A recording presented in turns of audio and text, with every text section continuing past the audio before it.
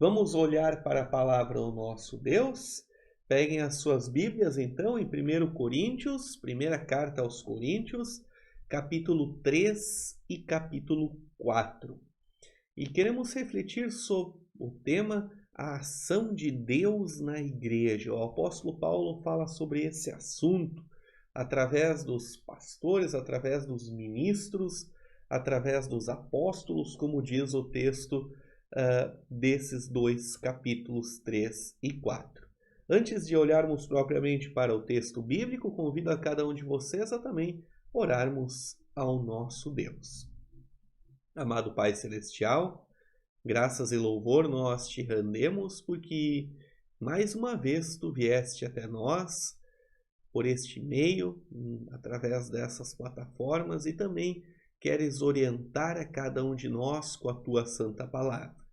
Queremos te pedir de uma forma toda especial que tu nos abençoes, que tu também possas abrir o nosso coração e a nossa mente para a compreensão da tua santa palavra. E ao compreendermos a tua palavra, que possamos também contar com o auxílio do teu Espírito para colocá-la em prática em nossa vida. Em nome e por amor do nosso Senhor e Salvador Jesus, nós oramos e te pedimos. Amém. Esse, portanto, já é o terceiro estudo dessa série da Carta aos Coríntios. Olhamos para essa carta porque ela tem uma mensagem muito especial, uma mensagem que aponta para a cruz de Cristo, que aponta também para uma série de orientações práticas para a nossa vida em comunidade. Por isso nós olhamos para esta carta, e os demais estudos anteriores, posteriores, estão disponíveis tanto no nosso canal no YouTube como na nossa página no Facebook da Comunidade Cristo Redentor de Pelotas. Se você quiser rever algum destes estudos, também pode fazê-lo. No estudo anterior, nós vimos então no capítulo 1 e 2 que a igreja estava bastante dividida, com bastante brigas, discussões, e o apóstolo Paulo então se empenha desde o início ao escrever essa carta a mostrar que a igreja é o corpo de Cristo. E como corpo de Cristo não deve haver nele divisões, pelo contrário, todos devem estar unidos e tudo deve estar bem ajustado para servir aquele que é o nosso cabeça, que é Cristo. Também vimos que essa unidade depende da nossa fidelidade a Deus, através da obra de Jesus Cristo, a nossa fé nessa obra, independente dos nossos desejos, das nossas ideias, dos nossos interesses pessoais. Hoje queremos ir um pouquinho adiante, e ainda no capítulo 3 e 4, Paulo segue nesse mesmo raciocínio, falando sobre as divisões que existiam naquela igreja. Mas agora Paulo vai um pouquinho além. Ele diz: Cristo está atuando em vocês, no meio de vocês, através dos apóstolos, através dos ministros, dos pastores que foram enviados àquela igreja. Vamos olhar um pouquinho para esse texto, e hoje é um texto muito bom, um texto muito gostoso de se ler. Pena que a gente não vai conseguir olhar todos os detalhes, apenas dar algumas pinceladas desse texto.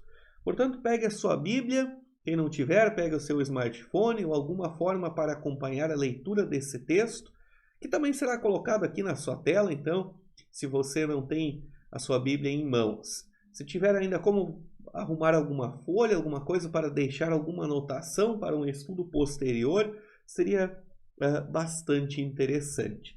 Olhamos para o capítulo 3. E o capítulo 3, como eu disse, Paulo ainda olha para as divisões que existem em Corinto, mas agora ele critica de uma forma um pouco mais dura essas divisões. Nos capítulos anteriores ele dizia: não pode existir essa divisão, precisamos olhar para a cruz de Cristo. E agora a crítica é um pouquinho mais profunda, ele pega um pouco mais, digamos assim, no pé daquela igreja e diz assim: poxa, olhem para a realidade que vos cerca. Eu vou ler alguns versículos e à medida da leitura eu vou comentando estes versículos. Capítulo 3, principalmente o começo dele, para que a gente possa entender o que o apóstolo Paulo quer nos dizer. Diz assim, capítulo 3, versículo 1. Na verdade, irmãos, Eu não pude falar com vocês como costumo falar com as pessoas que têm o Espírito de Deus. Tive de falar com vocês como se fossem pessoas do mundo, como se fossem crianças na fé. Olha que crítica dura que o apóstolo Paulo traz àquela igreja, como se vocês fossem ainda criança na fé. Lembrando que as discussões aqui estavam acontecendo em torno de quem deles tinha o melhor dom, quem deles estava mais próximo de Deus por poder exercer este dom dentro do trabalho da igreja. O apóstolo Paulo chama eles de crianças na fé. E continua no versículo 2 assim: tive de alimentá-los com leite, não com comida sólida, pois vocês não estavam prontos para isso. E ainda não estão prontos. Olha, o apóstolo Paulo pega pesado e diz leite espiritual, algo fraco, algo inicial, não uma comida sólida, algo que lhes preparasse, lhes desse o vigor, então, para enfrentar tentações maiores. Vocês ainda não estão prontos. Lembrando de novo que o povo de Corinto havia escolhido alguns mestres, uns diziam que era de Paulo, outros de Apolo, outros de Pedro, e ainda outro grupo dizia assim, nós somos de Cristo, ou seja, cada um escolhia o seu líder, pois achar que aquele havia cumprido a função de melhor ensiná-los. Se orgulhavam da sua sabedoria, assim o povo corinto se orgulhava da sua sabedoria.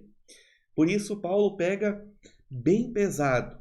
E o versículo 13 ele continua dizendo ainda assim, porque ainda não estão prontos, finalzinho do capítulo 2, porque vivem como se fossem pessoas deste mundo.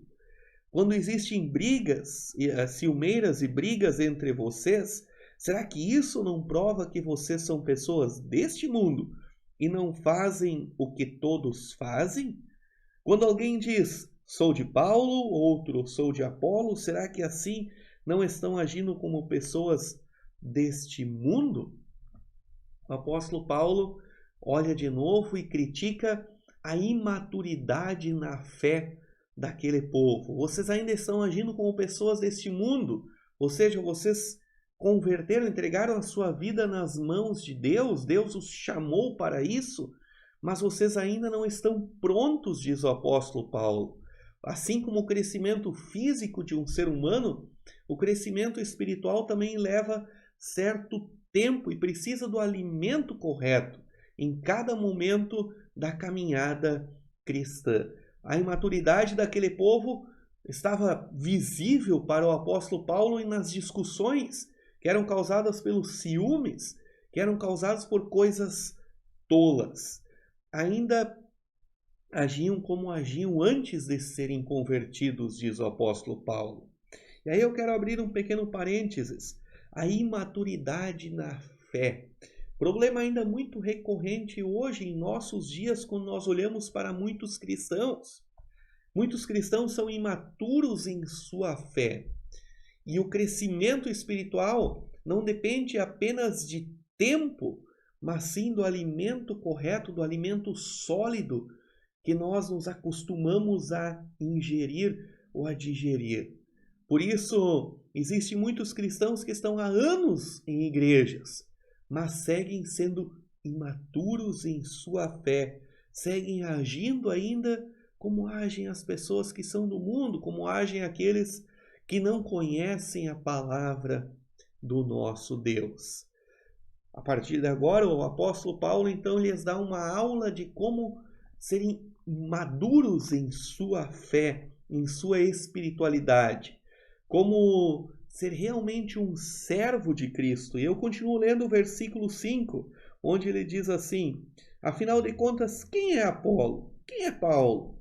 Somos somente servidores de Deus. E preste atenção agora. E foi por meio de nós que vocês creram no Senhor.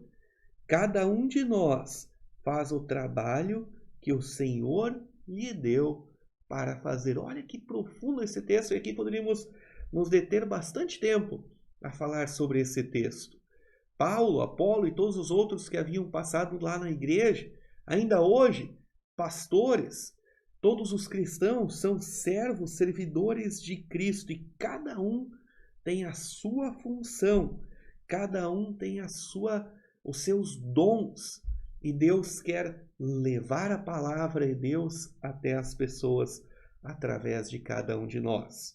Versículo 6 diz assim: eu plantei e Apolo regou a planta, mas foi Deus quem a fez crescer. Olha que texto fantástico, que mensagem do apóstolo Paulo para aquelas pessoas, que crítica com palavras de amor, que crítica que o apóstolo Paulo faz, tentando realmente convencer aquelas pessoas de que era preciso mudar. Diz o versículo 7, de modo que não importa quem planta, ou nem quem rega, mas sim Deus que dá o crescimento. Pois não existe diferença entre a pessoa que planta e a pessoa que rega.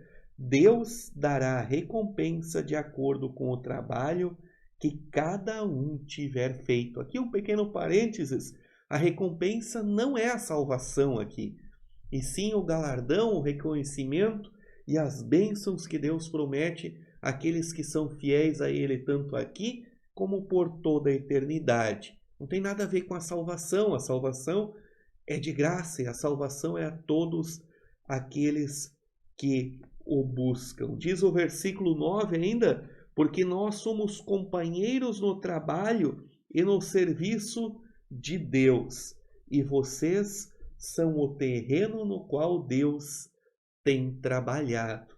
Nós somos companheiros no serviço, companheiros do próprio Deus no trabalho. Um rega, outro planta, Deus faz crescer. Deus faz a planta frutificar. Cada um com os seus dons, cada um de uma forma diferente.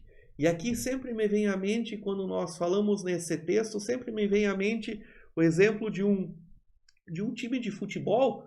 Quase todos nós torcemos por um time, gostamos de futebol, ao menos acompanhamos um pouco disso. Aqui o apóstolo Paulo está dizendo mais ou menos assim: não importa quem faz o gol, o importante é que o time esteja vencedor, ou que o time esteja ganhando. Não importa quem tenha feito o gol. Mas assim como diz o apóstolo Paulo, também hoje em nossos dias, a inveja, a imaturidade, a fé, que às vezes é imatura em nós, faz com que a gente olhe muito mais para aquele que está fazendo o gol do que para o time inteiro. Olhamos muito mais para aquele que faz o gol, assim como no futebol também acontece. Às vezes na igreja olhamos muito mais para aquele que está ali acertando o gol do que aquela turma toda que trabalha, ou a equipe toda que trabalha para que a vitória aconteça. Pense um pouquinho se não é assim que nós agimos muitas vezes na nossa vida cristã. O apóstolo Paulo chama a atenção para olharmos de uma forma diferente. Ele diz: precisamos olhar para a vitória. Não importa quem planta, quem rega, o importante é que Deus está fazendo crescer. Do versículo 9 em diante até o versículo 15, o apóstolo Paulo fala sobre um edifício, faz uma comparação, que o povo de Deus é um edifício onde cada um vai acrescentando algumas coisas, e ele diz: alguns constroem sobre o alicerce que é Cristo, e esse alicerce o apóstolo Paulo chama a atenção no versículo 11, que não pode mudar. Alguns constroem em cima deste alicerce coisas preciosas, usando ouro, prata, ou seja, grandes coisas, grandes obras. Outros, pequenas obras, como a palha, como o cupim, como diz aqui no texto, mas todos que trabalham nessa obra fazem parte deste povo de Deus. E no dia do juízo, diz o apóstolo Paulo, Deus vai provar, Deus vai mostrar para nós as obras de cada um e dará a recompensa de novo aqui não é a salvação e sim o galardão, ou seja, a recompensa com bênçãos tanto aqui como por toda a eternidade. Mesmo aqueles que pouco edificam, mas que fazem parte desse edifício, serão salvos. Diz o versículo 15, que estará aí na sua tela, diz assim, porém ele mesmo será salvo, como se tivesse passado pelo fogo para se salvar. Como se estivesse entrando lá, quase que sem grandes recompensas, mas ele estará lá nos céus também, alcançará o prêmio da vitória. Que texto profundo para nós. Muitas vezes nós gostamos de olhar para aqueles que constroem mais, nós gostamos de olhar para aqueles que edificam muito dentro da igreja. Por vezes olhamos para tais pessoas com inveja, como o povo de Corinto olhava. Uns olhavam para os outros. Por vezes, quando nós somos aqueles que edificamos muito na igreja, nos enchemos de orgulho das nossas ações. E o apóstolo Paulo diz lá no dia do juízo final, todos nós receberemos o mesmo prêmio da vitória. Versículo 16 e versículo 17 é um texto muito bonito que diz assim, certamente vocês são o templo de Deus, que o Espírito de Deus vive em vocês. Assim, se alguém destruir o templo de Deus, Deus destruirá essa pessoa, pois o templo de Deus é santo e vocês são o seu templo. Aqui o apóstolo Paulo não está falando do nosso corpo. Em outros momentos, em outras cartas, ele usa o corpo do cristão como sendo o templo do Espírito. Aqui ele está falando vocês, o povo de Corinto, a igreja de Corinto é a habitação, a igreja de Corinto é o povo de Deus, onde Cristo, através do Espírito, habita e quer transformar a vida das pessoas. A igreja é a habitação de Cristo. Ainda hoje, muitas vezes a instituição igreja é manchada por pessoas que não olham primeiramente para a sua função de liderança dentro da igreja. Muitos ainda são aqueles, por causa dessas manchas, que dizem assim, olha, a igreja é corrupta e eu não preciso da igreja para a minha salvação. E aí fica a reflexão para essas pessoas. Se você é alguém que pensa assim, sem a igreja, sem o alimento da fé, será mesmo que você consegue a sua salvação? Será mesmo que você consegue? Fica assim a reflexão. A igreja continua sendo ainda hoje o templo de Cristo, a habitação de Cristo. Por isso, ame a sua igreja, diz o apóstolo Paulo, porque você faz parte dela. Sirva essa igreja da melhor forma possível, porque aqui é o lugar onde Cristo escolheu para habitar. Versículo 18 até o versículo 23, o apóstolo Paulo novamente volta a falar sobre a sabedoria humana, porque os gregos baseavam a sua fé muitas e muitas vezes sobre o seu conhecimento, e principalmente a cidade de Corinto era baseada e se orgulhava de todos os seus filósofos, de todos os seus pensadores, de toda a sabedoria que ali existia.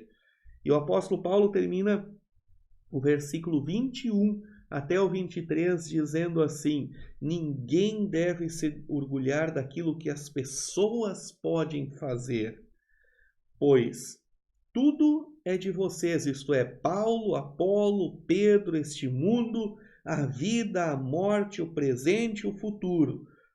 Tudo isso pertence a vocês e vocês pertencem a Cristo e Cristo pertence a Deus. Ou seja, não se orgulhe daquilo que você está fazendo.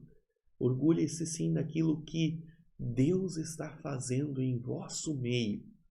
Ainda hoje, muitas igrejas são baseadas em cima de um ser humano. A igreja é baseada em cima de Cristo, em cima da palavra de Deus, em cima dos sacramentos. E onde existe palavra, existe sacramento, ali existe a presença real e visível do nosso Deus. Por isso, ame a sua igreja, porque ela é o lugar onde Deus escolheu para habitar. E dentro dessa igreja não pode existir divisão, não pode existir espaço para ciúmes, para brigas, para pequenas discussões, como diz o apóstolo Paulo. Todos precisam estar servindo ao grande cabeça, que é Cristo. Capítulo 4 continua falando sobre essas divisões, mas Paulo vai intensificando a sua fala e vai cada vez pegando mais pesado sobre essas divisões, e agora ele defende aparentemente uma acusação que lhe foi feita de que ele estava errado na sua função de apóstolo, de ministro de Cristo.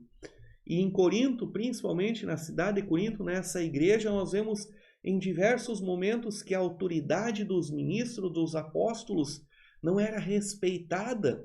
Eles não tinham uma boa receptividade ali. Ou seja, aquele povo se achava melhor do que aqueles que lhe haviam trazido a palavra. Isso se intensifica e é tratado de uma forma mais intensa na segunda carta que Paulo escreve aos Coríntios. Mas já aqui, Paulo defende a sua autoridade de ministro da palavra com palavras de dura lei a esse povo, chamando a atenção para que todos eles voltem novamente a olhar para a palavra de Deus. Versículo 1 ao 5 diz assim, lemos esses primeiros versículos para a compreensão, diz assim: vocês nos devem tratar como servidores de Cristo, de forma encarregados, que foram encarregados de administrar a realização dos planos secretos de Deus. Versículo 2: o que se exige de quem tem esta responsabilidade é que seja fiel ao seu Senhor. Ou seja, o ministro de Cristo precisa ser fiel a Deus. Mas para mim, não tem menor importância ser julgado por vocês ou por um tribunal humano. Eu não julgo, nem a mim mesmo. A minha consciência está limpa, mas isso prova quem eu sou de fato. Inocente, quem me julga é o Senhor. E o versículo 5 é muito interessante porque ele diz assim: portanto, não julguem ninguém antes da hora. Esperem o julgamento final. Quando o Senhor vier, ele trará para a luz os segredos escondidos no escuro e mostrará as intenções que estão no coração das pessoas. Então, cada um receberá de Deus os elogios que merece. Aqui o apóstolo Paulo chama a atenção sobre todo o julgamento que era feito a seu respeito como apóstolo. Mas também diz assim: um dia Deus irá revelar a intenção de cada um, ou o propósito que cada um tem em seu coração. Lógico, isso aqui soa como uma grande lei para aquele povo de Corinto que julgava o apóstolo Paulo. Ainda hoje, é muito difícil ser fiel à palavra de Deus. Muitas vezes aqueles que são fiéis são julgados pelos homens.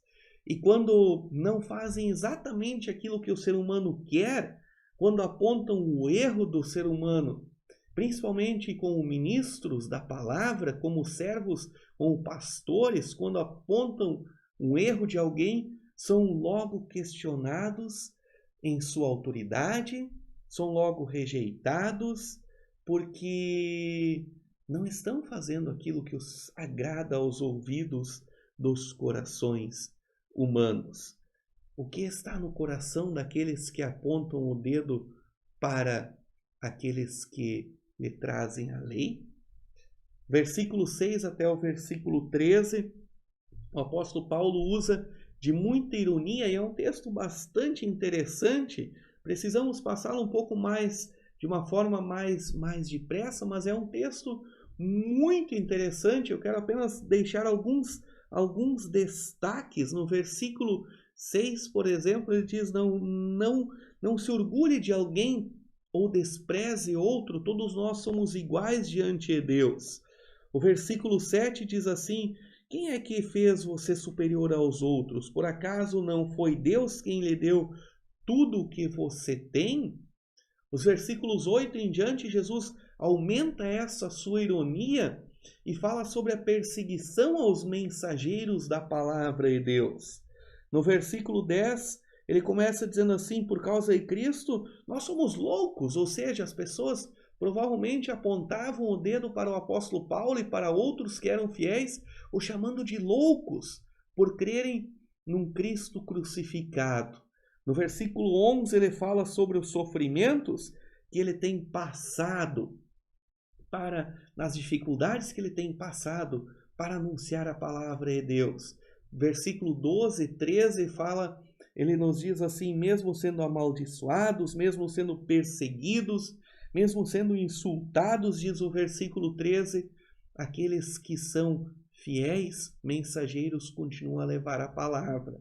Por vezes, como diz no versículo 13, são considerados como um lixo da sociedade, excluídos da sociedade, mas aqueles que são fiéis continuam a levar a palavra de Deus.